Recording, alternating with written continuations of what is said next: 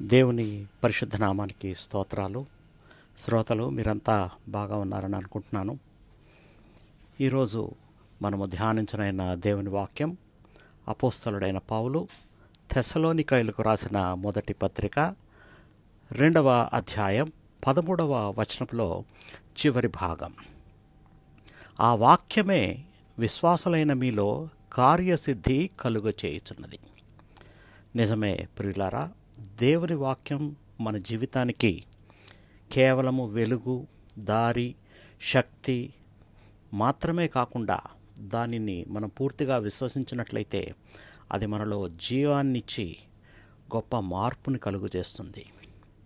ఈ ప్రపంచంలో మనం వినే మాటలు మన మనస్సుకి నిరాశ కలిగించవచ్చు. కావున దేవుని వాక్యం మన మనసును నిలబెడుతుంది, బలపరుస్తుంది. గొప్ప సమస్యల మధ్య కూడా మనకి విజయాన్ని దయచేస్తుంది. ఒక విశ్వాసి దేవుని వాక్యాన్ని తన జీవితంలో అనుసరిస్తే ఆ వాక్యం స్వయంగా మనలో పనిచేసి కార్యసిద్ధి కలుగు చేస్తుంది. చిన్న ప్రార్థన చేసుకుందాం. మమ్మల్ని మిక్కిలిగా ప్రేమిస్తున్న మా ప్రియ పరలోకపు తండ్రి, నీ వాక్యం జీవమై శక్తివంతమై ఉందని మేము ఒప్పుకుంటున్నాం తండ్రి. మేము దాన్ని విశ్వసించి దాని ప్రకారం నడిచేలా మాకు సహాయం చేయండి. నీ వాక్యం మా హృదయంలో విత్తనములుగా పెరిగి మా జీవితంలో ఫలాలు ఇచ్చినట్లయినా నీ కృప మా మీద ఉంచండి అయ్యా.